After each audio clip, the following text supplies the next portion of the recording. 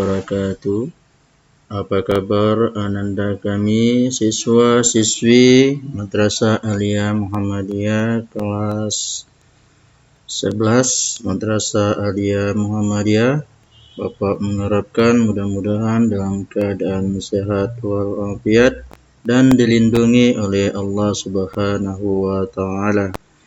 Sebelum Bapak menyampaikan materi PPKN pada pagi hari ini, Bapak mengharapkan kepada kalian agar Ananda kami mengisi daftar hadir pada hari ini, dan daftar hadir itu wajib diisi.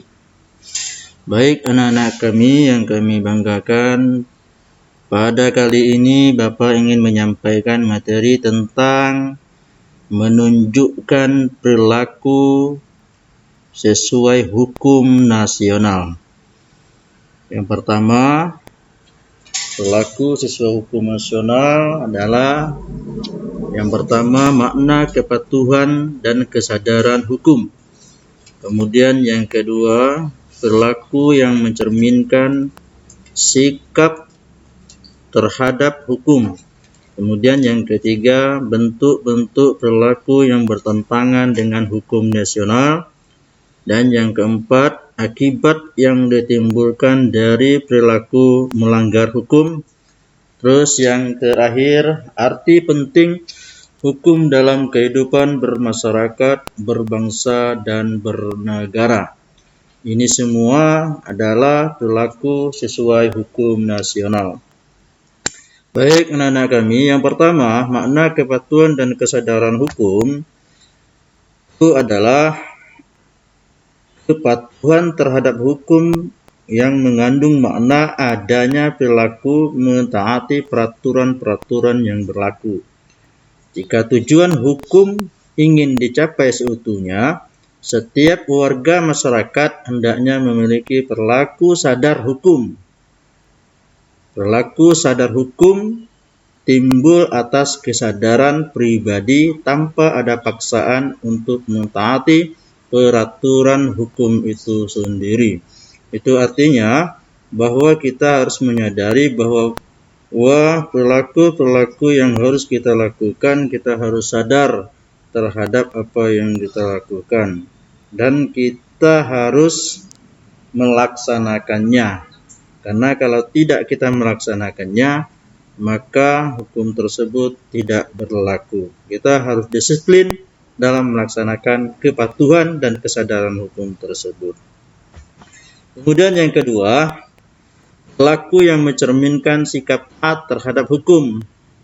Di sini ada lingkungan, ada keluarga, ada sekolah, ada masyarakat, ada bangsa dan negara. Yang mencerminkan sikap taat terhadap hukum ini mereka-mereka ini, ya, ada di lingkungan keluarga bagaimana, di lingkungan sekolah bagaimana, masyarakat, bangsa dan negara bagaimana. Selanjutnya anak-anak kami, kemudian yang ketiga, bentuk-bentuk perilaku yang bertentangan dengan hukum nasional. Apa saja bentuk-bentuk perilaku yang bertentangan dengan hukum nasional? Tidak lain dan tidak bukan adalah melakukan aksi makar.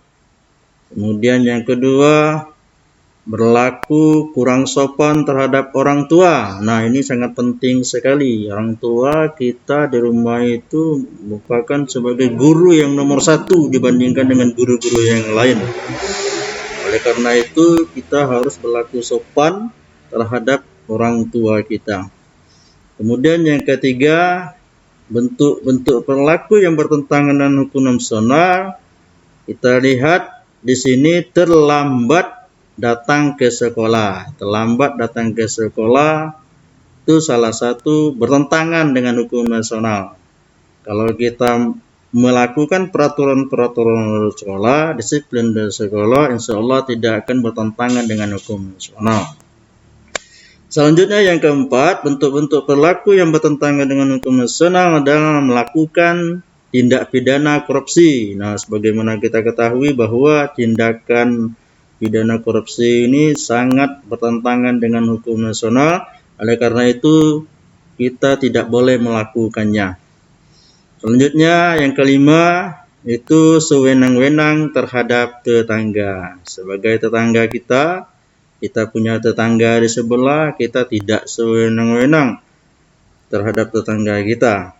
Kalau kita punya musik, jangan musik itu dikuatkan sehingga tidak mengganggu tetangga kita dan lain sebagainya. Anak-anak kami yang kami banggakan, akhir yang keempat adalah akibat yang ditimbulkan dari perilaku melanggar hukum. Apa saja akibat yang ditimbulkan dari perilaku melanggar hukum? Salah satunya, kalau kita melihat daripada norma agama, kita akan mendapatkan dosa yang sangat besar sekali bila kita melanggar hukum dalam segi bidang agama. Kalau di bidang kesopanan, kita dicemoohkan oleh orang, kemudian dikucilkan oleh orang. Oleh karena itu, kalau ingin dihargai, kita harus sopan dengan orang. Ya. Selanjutnya, yang ketiga, akibat yang ditimbulkan dari perilaku melanggar hukum, kesusilaan. Kesusilaan di sini kita ada rasa penyesalan, rasa bersalah terhadap apa yang kita lakukan.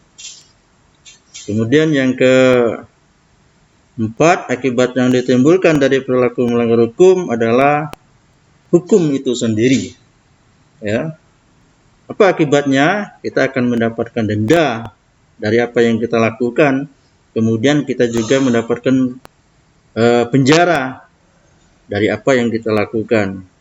Mencuri misalnya, kita penjara. Kemudian merampok, penjara. Berkelahi, penjara. Dan bahkan juga mendapatkan denda. Sangat rugi sekali. Oleh karena itu, jangan kita melakukan daripada akibat yang ditimbulkan dari perilaku melanggar hukum tersebut. Ananda kami yang kami banggakan. Kemudian yang terakhir, yang kelima adalah arti penting hukum dalam kehidupan bermasyarakat, berbangsa, dan bernegara. Tahukah Anda apa arti pentingnya hukum? Adanya hukum untuk mengatur hubungan dan kepentingan antar manusia agar tidak saling berbenturan. Pihak yang kuat tidak berlaku sewenang-wenang kepada yang lemah. Hukum hadir untuk menciptakan sebuah keadilan antara hak dan kewajiban harus seimbang, melindungi masyarakat yang lemah serta memberikan kepastian hukum terhadapnya.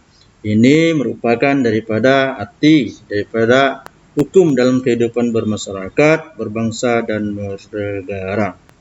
Ananda kami, demikian yang dapat Bapak sampaikan kali ini. Mudah-mudahan bermanfaat. Semoga Ananda dalam keadaan sehat, dan Bapak mengharapkan kepada Ananda sekalian agar dapat mengetahui materi ini dan memahami materi ini agar Ananda bisa mengambil daripada pelajaran tersebut. Demikian yang dapat Bapak sampaikan. Terima kasih. Assalamualaikum warahmatullahi wabarakatuh.